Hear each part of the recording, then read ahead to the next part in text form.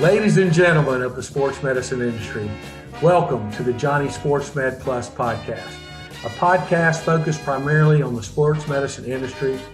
In this podcast, we will host special guests where we will discuss important sports medicine issues, changes in athletics that have bearing on our industry, new athletic healthcare protocols and procedures, burning news that may impact us, and also some great conversation about life as a healthcare professional in the world of athletics. This is a podcast for sports medicine. I am John Miller, your host, and this podcast is brought to you by Icon Medical, a manufacturer's rep group company marketing product lines to the sports medicine industry that are perfect for you as you care for the athletes under your responsibility. Icon Medical represents several fantastic manufacturers, some you know well and some you need to get to know. You can learn all about Icon Medical and its partners by visiting www.iconmedical.biz. Today, our Johnny Sports Med Plus guest is one of those people in our business that you can learn from every single time you have a conversation with him. He is and has been a leader of our industry. He has climbed the ladder of success in our business. He currently holds the highest title in our association. Today, we are lucky enough to be able to chat with the president of the NATA, Mr. Tory Lindley. Welcome, Tory. John, thank you. Honor to be here. I really appreciate the invite. Tory, it is always good to talk to you, my friend. So this is the first podcast, and I'm excited to have you as our first guest. We got a lot of things to talk about, some good things, some interesting things, some life things. Let's just jump in and get going here. And if you don't mind, and start the conversation off with how you got started in this business, what intrigued you about sports medicine, and kind of where that path has taken you. Well, before I go into that boring nonsense, can you define for the podcast listener what the plus means on Johnny Sports Med Plus? Can we get an operational definition of plus? The plus, I had asked some athletic trainer colleagues, friends to help me with naming the podcast. So it was all kinds of names were entered into the ballot box, and Johnny Sports Med came up, but then we just wanted to add that extra plus so that we could cover fun things and not necessarily keep this thing so, strict and focused on sports medicine, but we could talk about life in general and what makes everybody tick and how much fun we have together. So kind of the plus is the little extra sauce, secret sauce. I love it. And hopefully we'll get to a lot of that plus, but I hope so too, man. So you got started in high school or college?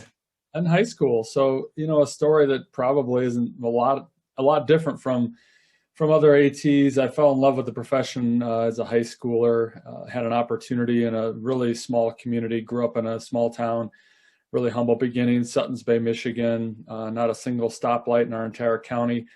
And so I was fortunate in a community that small to have a mentor and to have a role model in athletic training who taught a summer sports medicine course. I took that course as a high school sophomore and then probably took way too much leash on, trying my skill set out in my high school with little to no supervision, except for a couple of coaches who were willing to let me help out. I was not a fall sport athlete. I was a winter and a spring sport athlete. So fall gave me a playground to fall in love with athletic training. And then from there, knew exactly what I was going to do, headed to my undergraduate experience at Michigan State University and then my graduate experience at the University of Minnesota.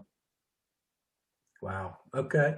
And along the way, was the high school coach or athletic trainer that first inspiration, or was it really when you grasped it in college, or what happened? I was certainly inspired as a high school student, and again, so fortunate. Paul Bragenzer is the gentleman who was that athletic training role model for me.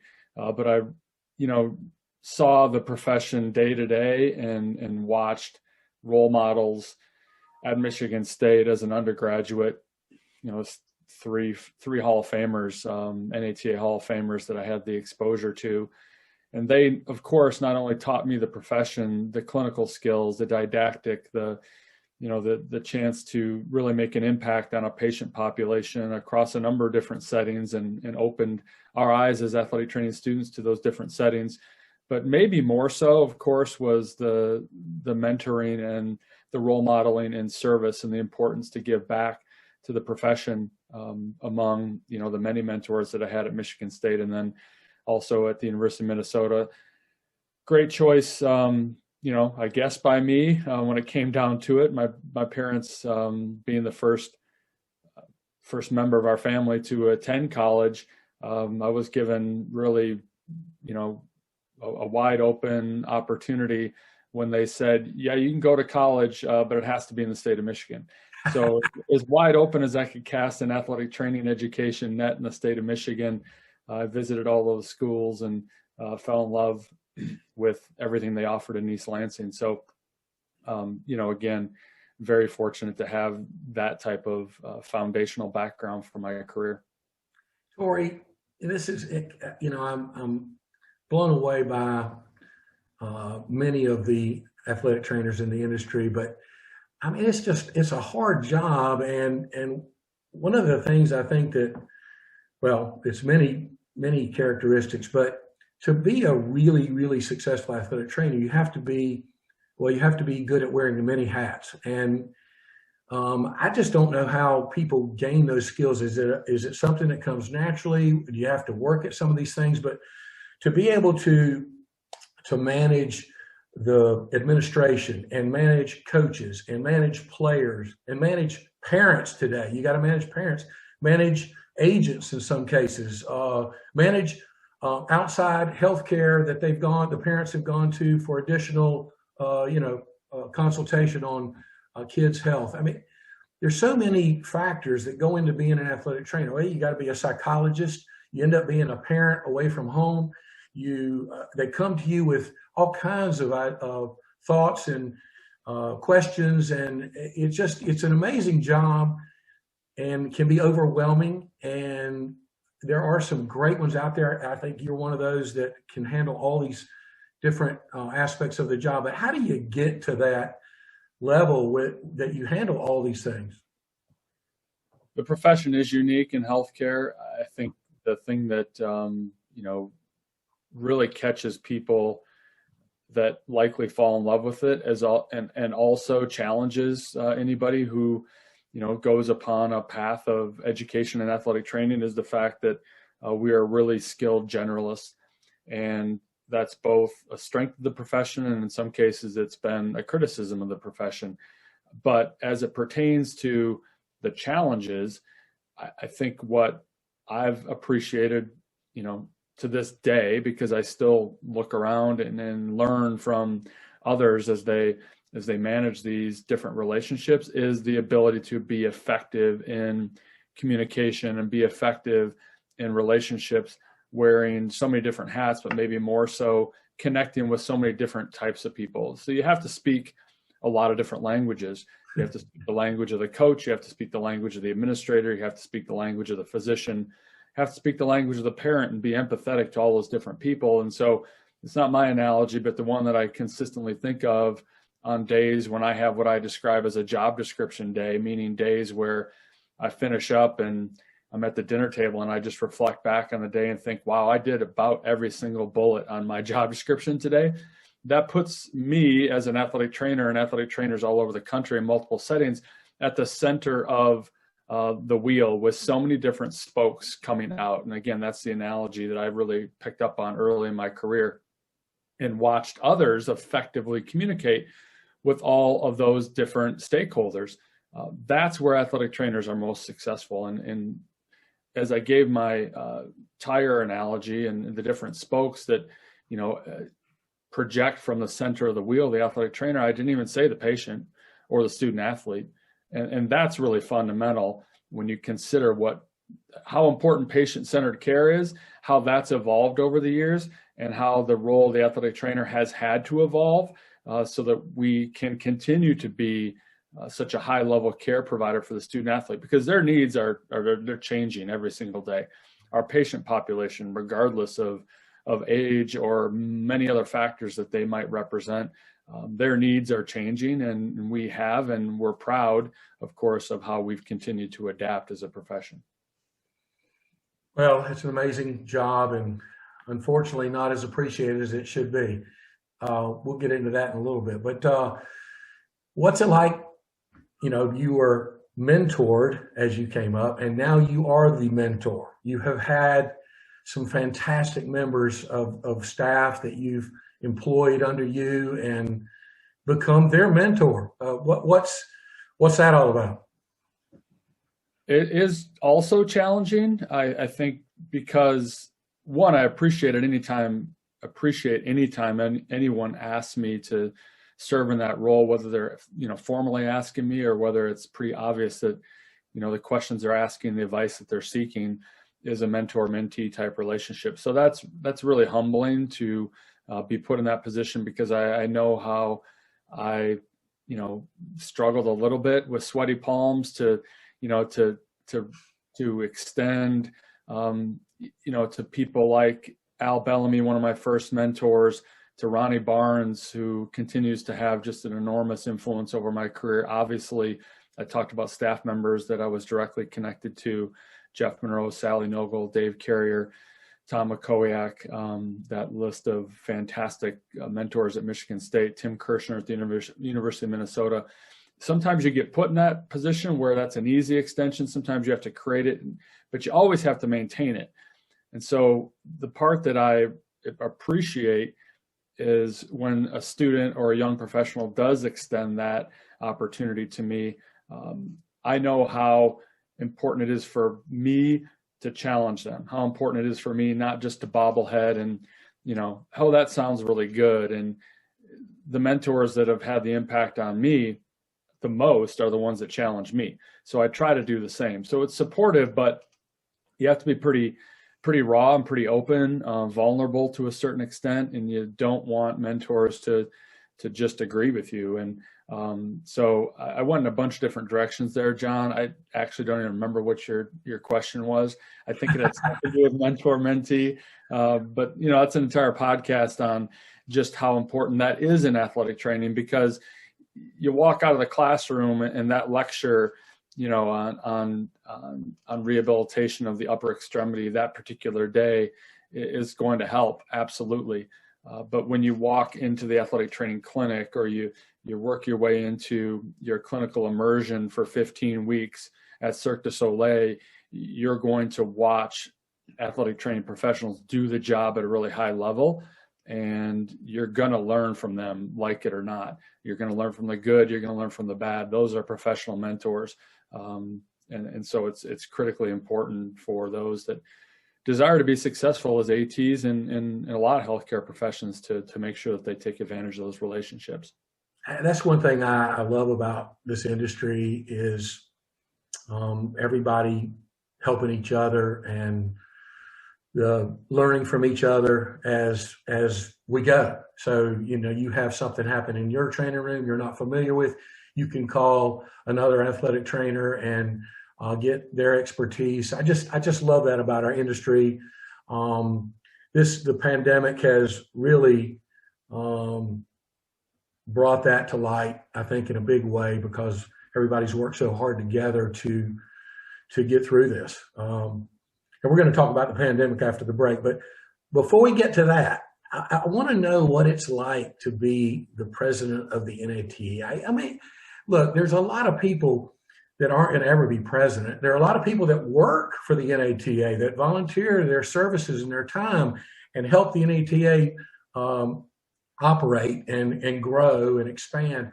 But not many people get to the top. And I just think it'll be fun to talk about, or maybe it's not fun, but what is it like to be president of the NATA? It's a blast. It's an absolute blast. It's gone really too quickly. I knew it would. It's just incredibly humbling. What an amazing experience. I've had moments, and I think the moments are pretty consistent for me, when the pinch yourself type moments. Those happen, John, every single time I hear from, we have 13 past presidents of the NATA, 12 of whom are still with us, and all 12 provide just tremendous guidance. When I get an email from one of those 12 women and men, when I get a text, any type of communication, or even when I stop to think about the foundation that they built for the profession, that's when I really have to forget pinch. I slap myself upside the head. I can't believe that, small town Suttons Bay graduate class of 56 kids is actually, been given this opportunity. And it's a part of, obviously the bigger picture of the entire profession, but, day to day, it's a part of the bigger picture, which is the board of directors, and working directly with the board, who's so talented and mindful of some of the, regional issues in our profession, but they're also representative of different settings in our profession. And then to have the absolute pleasure to work and learn from, 50-ish of the most talented association professionals. I mean, to me, that's the part that people don't realize. And that's the part that the role that the president gets to do on a day-to-day basis is a behind the curtain look at how the NATA is so successful. And it's those 50 professionals at the NATA office that are absolutely and in some cases more passionate about athletic training and the association than many of our 40,000 plus members. So that part's really, really interesting, fascinating, the business of athletic training. So just a lot of different things that I don't really take enough maybe time to appreciate this opportunity, because there's so much that we want to accomplish and so many things that I'm thinking about next, and thinking about, following through and finishing this up, and, just being driven, to advance pretty consistently in each waking hour, that, I think it doesn't really hit me until some of those times again, when I hear from past presidents. It has gone by very fast. Your term ends this year, June? Yes, in June, correct. So it just seems awfully short to try to accomplish all the things that you want to try to do. I just don't know how anybody could do it in 3 years, but what are some of the things that you're most proud of that have happened during your presidency so far? I better start thinking about this answer a little bit more, because... All right, well, I tell you what, then let's do that. Think about that answer. I'm going to do a little 30-second commercial break for Icon Medical, and then we'll start back up. How about that? So this is a pause in our podcast for the moment. I want to remind everybody, this is Tory Lindley as our guest today on the Icon Medical sponsored JohnnySportsMedPlus podcast. Icon Medical is a rep group for the sports medicine industry, representing several manufacturers for the business. I'm going to run through these real quick for you so you know the companies that Icon Medical represents. Defense Soap, an all-natural, organic, medicated antifungal soap designated for athletes.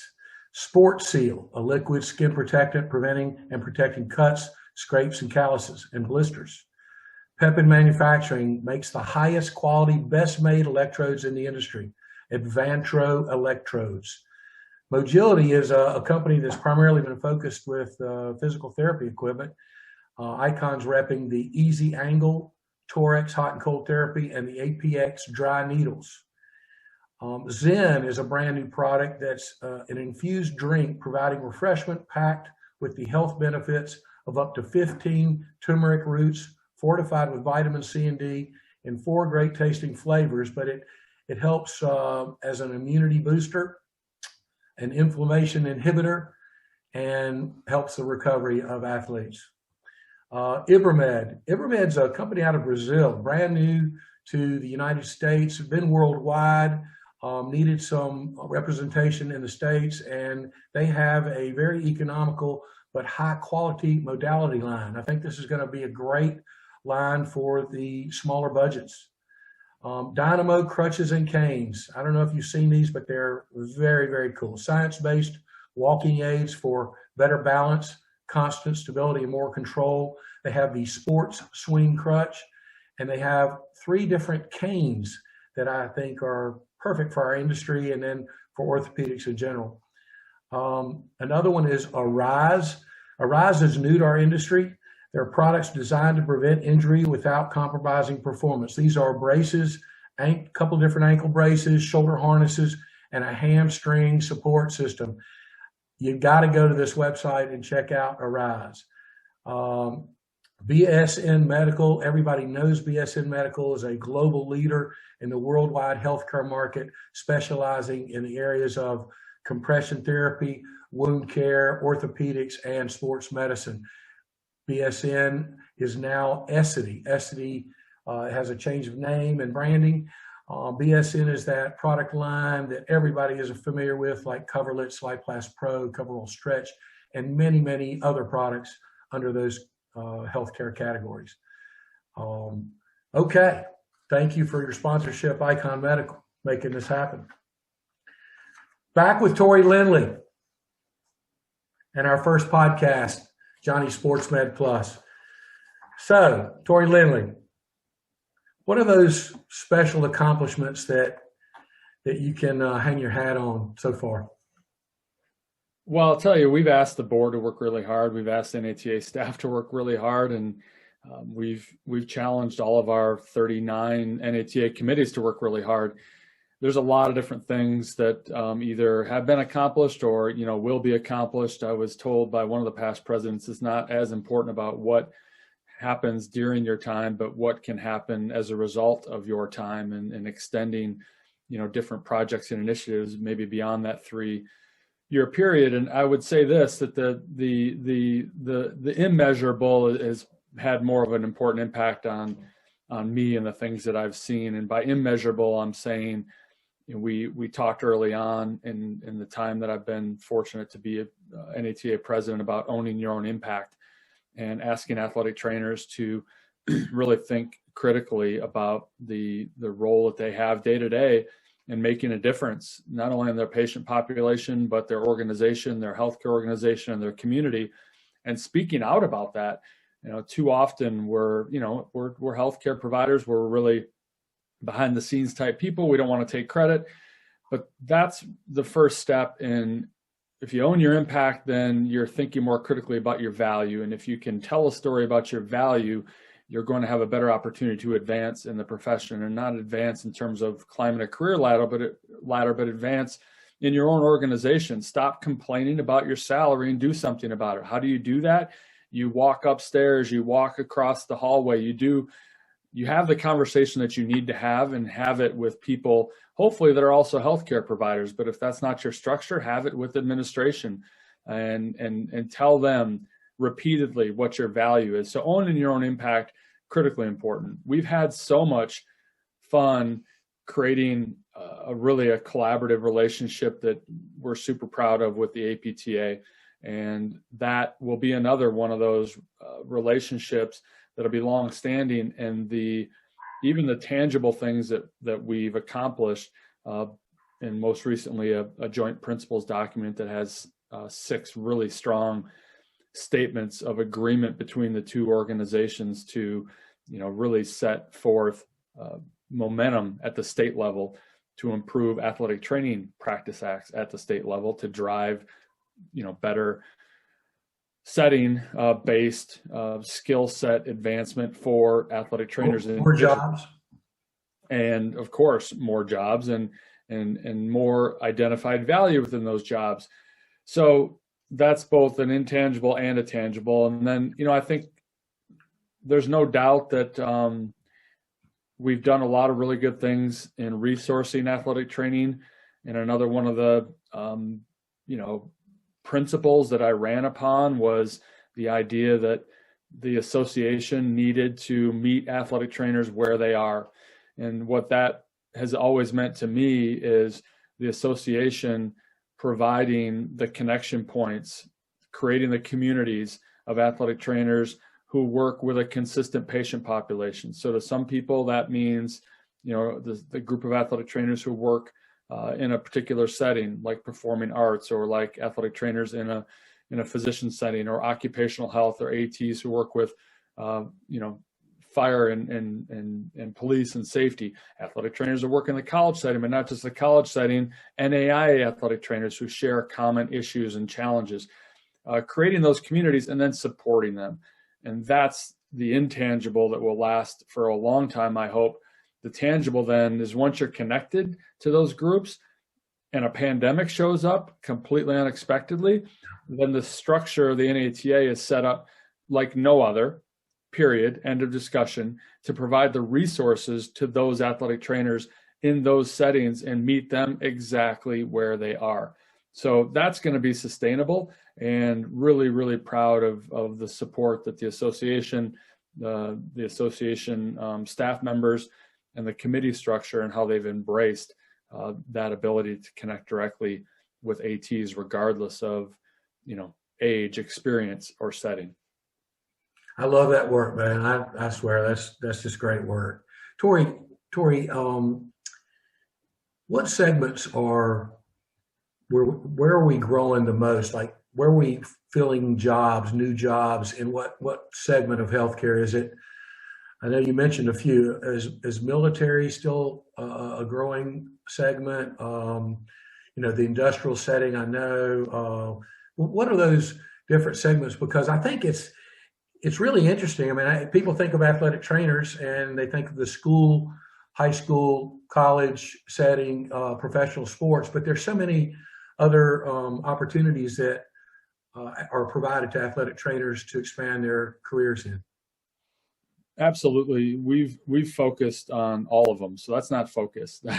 That's attention to all of the growing settings, because when you think fundamentally about the secondary school setting, and not only the ability to impact healthcare in youth sport, but also to impact the growth of the profession and create the athletic trainers of tomorrow who have great role models, we have a gap that we still have to fill. And I think every president thinks about and is aware of, from the time that they are running for the office, from all their time on the board of directors to the time they're running all the way through the end of their presidency, is how to shrink that gap.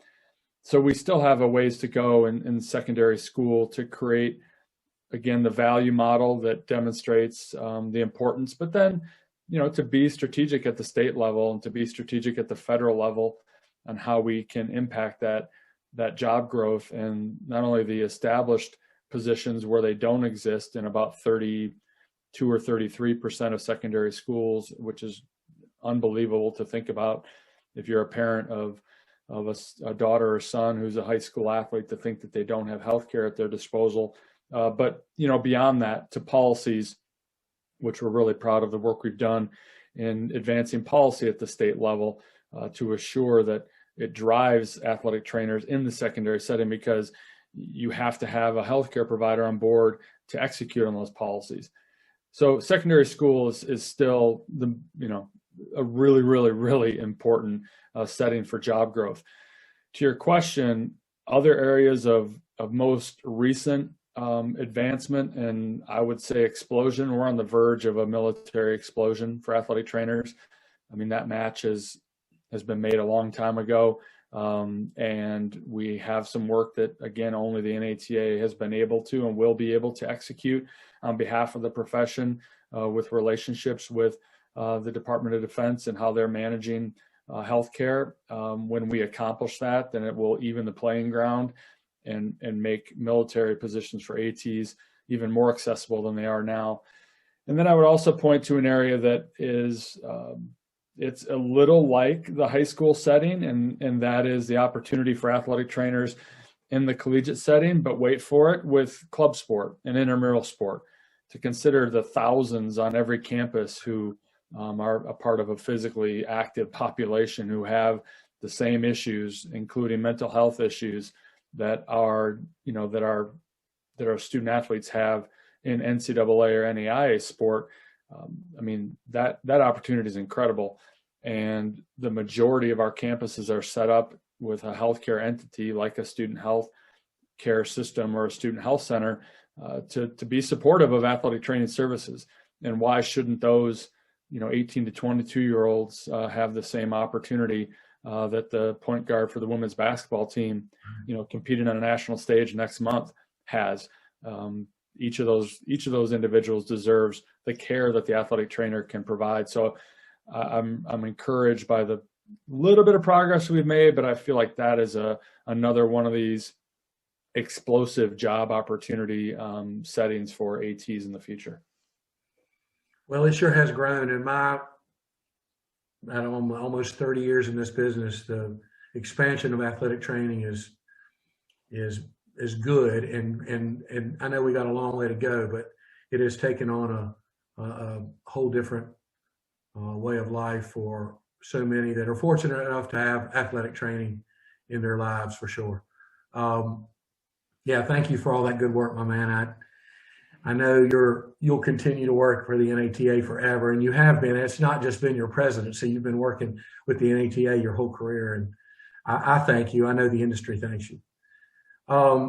So this year's been the craziest year ever. COVID-19 happened almost 12 months ago. Every normal day in the life of an AT is always challenging, but COVID-19 has definitely changed the playing field.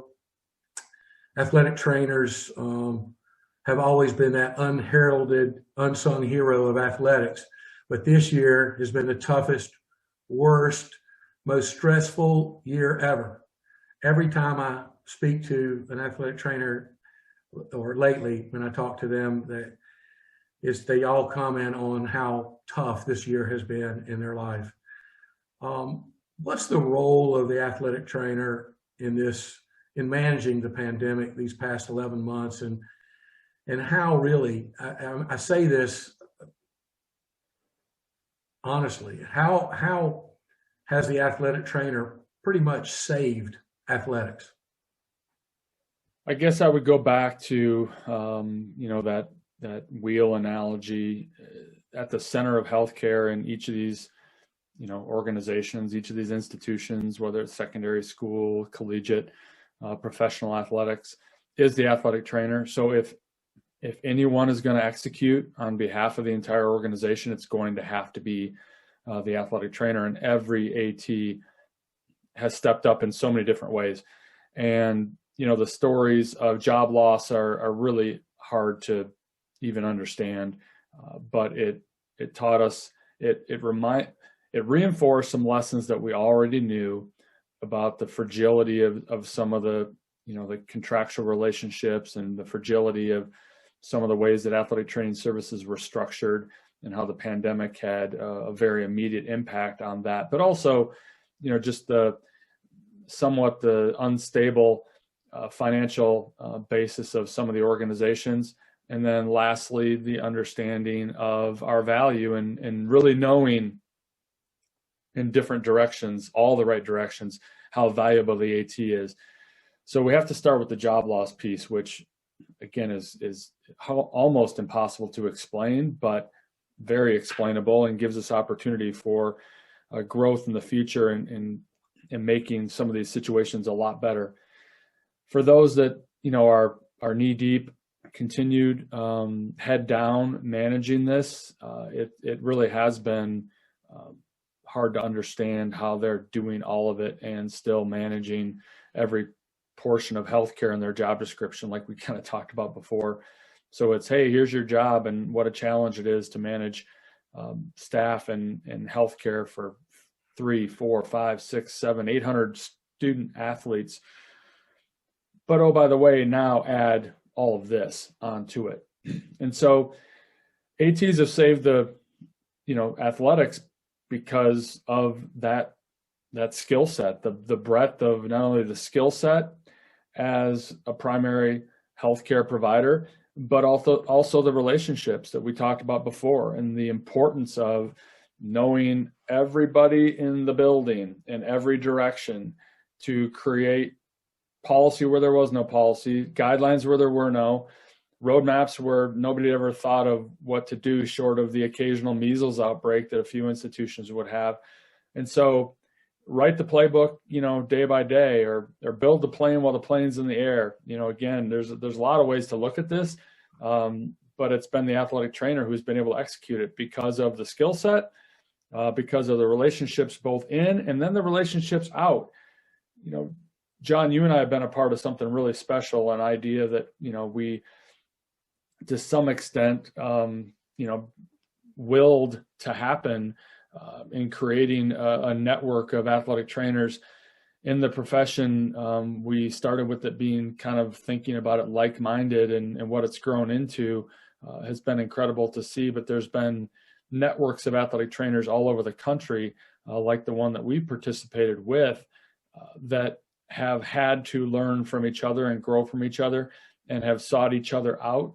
That's also how the athletic trainer is successful at this, is they know through humility that they don't have all the answers, and they know, as you talked about before, that they have people that they can extend and reach out to. And that has meant the world to so many of them, because individually you might have done one thing really well, and then there's 25 people that will learn from that.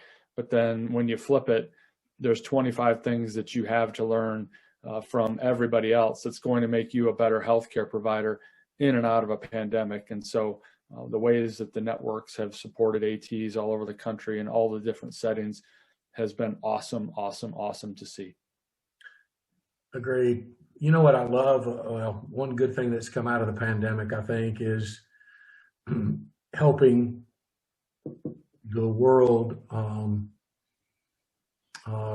see who the athletic trainer is and what value they bring, not just during the pandemic, but always. And the respect level, I think, of our industry and the people in this industry has definitely raised up another notch. And in so many cases, in the collegiate setting, professional setting, high school setting, and I'm sure others, where the pandemic, like you said, are making the rules as we go. And the professional healthcare athletic trainer has been the go-to person for many entities, but also has been one of those people that's networked as the healthcare professional in where they work. So it wasn't just the docs and student health, and everybody was working together, and the athletic trainer was included in all that, and in some cases led the charge. Yeah. And I think that's been great for our business to all these professionals be recognized in that light. Yeah, it's really keen insight, John, and it's something that we talked about in March a year ago when I addressed each of the chairs of the 37 NATA committees, asked them not only to produce, setting-based, meet the AT where they are type resources for the pandemic, put the best and brightest, get it down on paper, and proud of the work that happened. But we also asked them to consider the opportunities coming out of the back end of the pandemic. We're not there yet, but one of the things that you've highlighted is the idea that the AT is repositioned now. This is more than a silver lining, but the AT is repositioned in public health.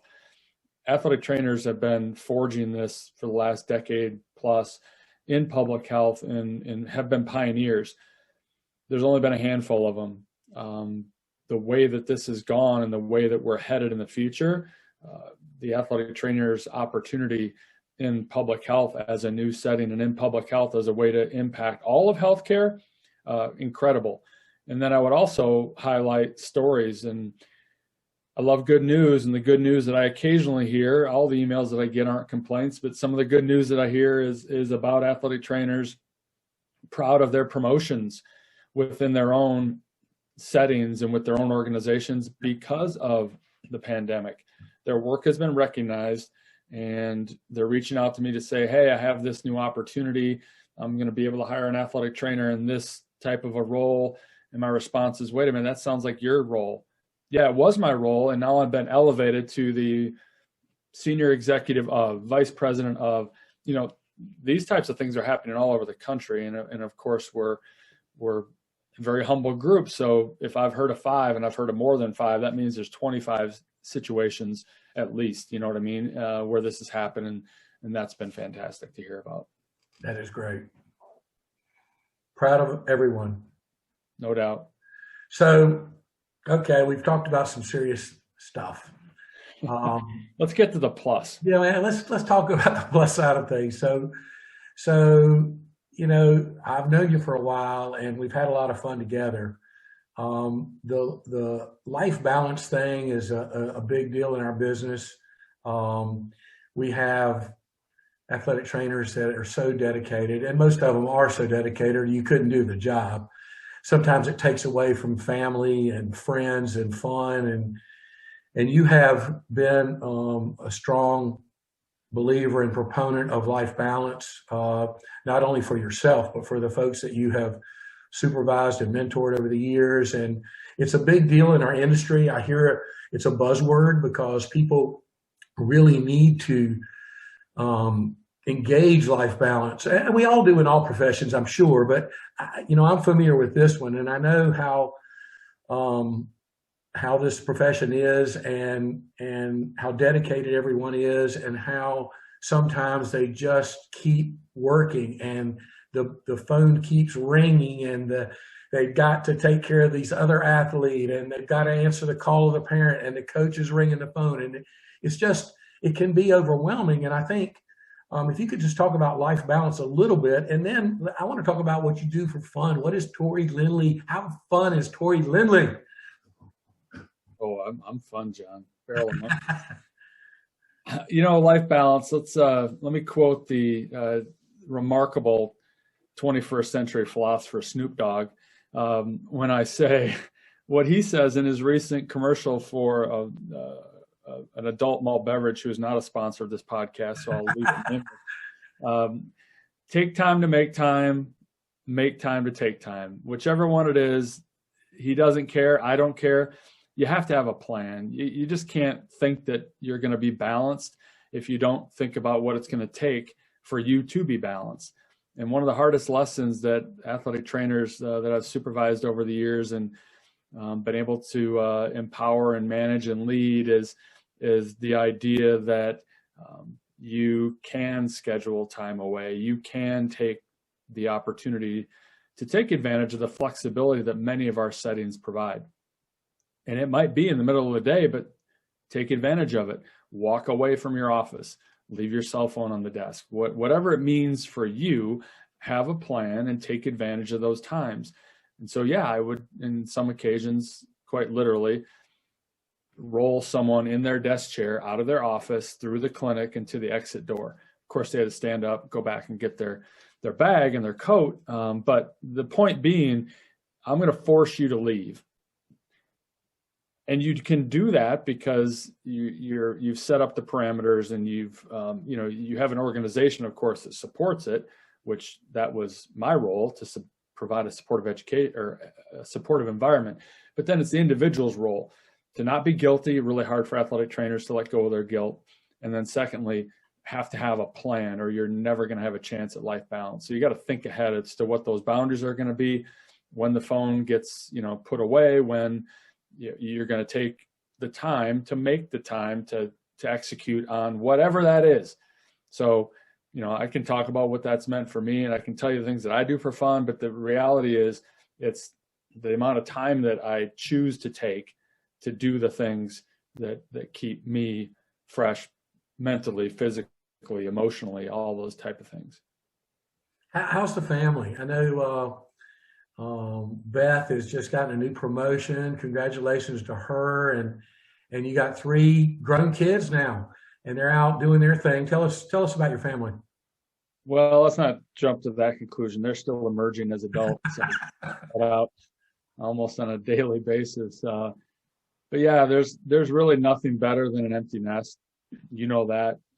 There's no second place because you get a lot of satisfaction from what you've achieved when you get to that point where they are able to be emerged adults. So we're doing great, and I've never from the time I was a student, I'm a nerd of the profession, so I would do 2 things at honors and awards, or 2 things at state or regional or national ceremonies where an athletic trainer was recognized. Number one, I would take notes. I would take notes on the back of the program that gets put underneath the really dry salad. And I would also get pissed off. So two things I would always do at honors and award sessions: take notes, because no better quotes than those that are, being reflective of the profession, being reflective of their time. And I would inevitably get pissed off because they would always apologize to their family for being taken away. And I really wish I could have given as much time to you as I gave to my student athletes. And from about 19 years old, I vowed to not be that person. So I'm glad, and I appreciate you asking about family. There are parts of our roles as healthcare providers that we don't control. I don't necessarily control when the group of patients that I am in charge of, their healthcare, when they're going to practice, which require, I get that.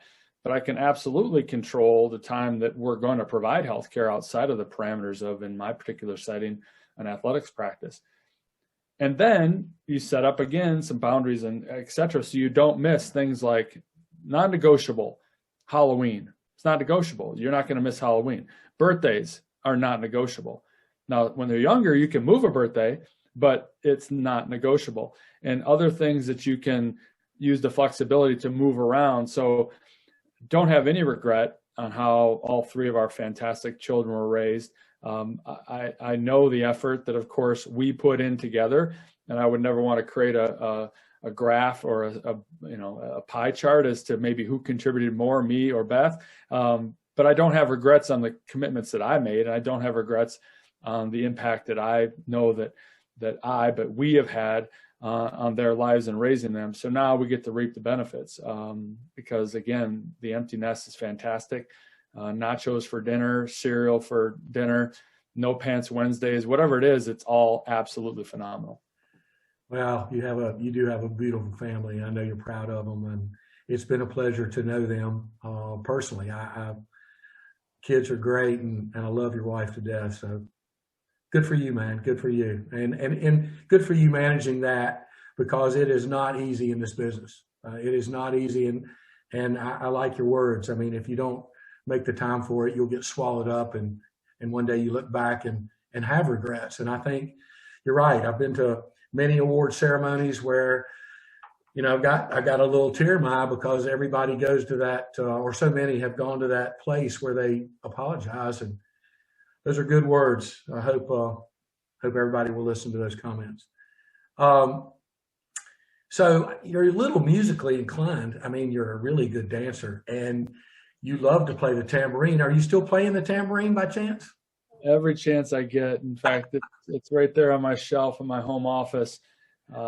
Tambourine that I hold near and dear to my thigh.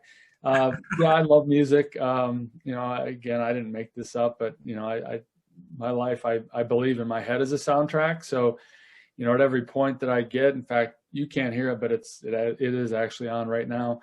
There's different genres for different days, but yeah, part of what keeps me balanced and sane is a love for a lot of different types of music. And, music is really important to me, among other things. But yeah, I think on occasion the tambourine is a really nice way, since I cannot sing. I don't know as though I'm necessarily tone deaf, because, I think you're pretty close to tone deaf. All right. Well, okay. But Catholic school church choir didn't think so, because I was killing. I stand corrected. Yeah. Well, I think the organ just played louder when I started singing. So since I've left my singing career far in the background and in the rear view, it's tambourine. How many beats can I keep, and how can I enhance, in my mind, whatever I'm listening to? Well, I know you're a passionate tambourinist because I've seen the bruises. No, it's all good. We've had a lot of fun. We're going to have a lot more fun, and I look forward to the day when the pandemic is behind us, so that I can get back on the road and see you and see other colleagues of this business that have meant so much to me. You truly have in my career, and I thank you. This is the end of our first podcast. Tory, I can't thank you enough for being my first guest.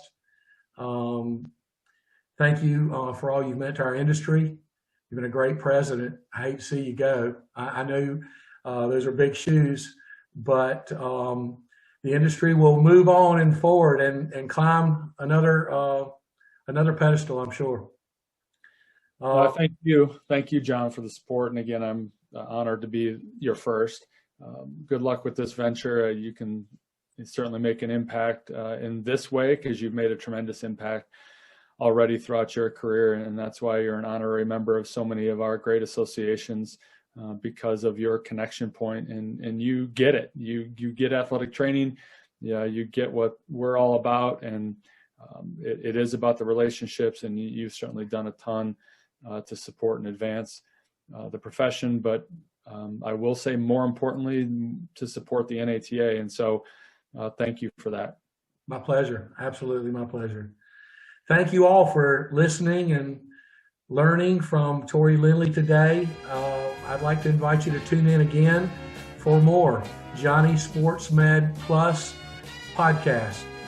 To all of you, be safe out there in our world. Thank you so much.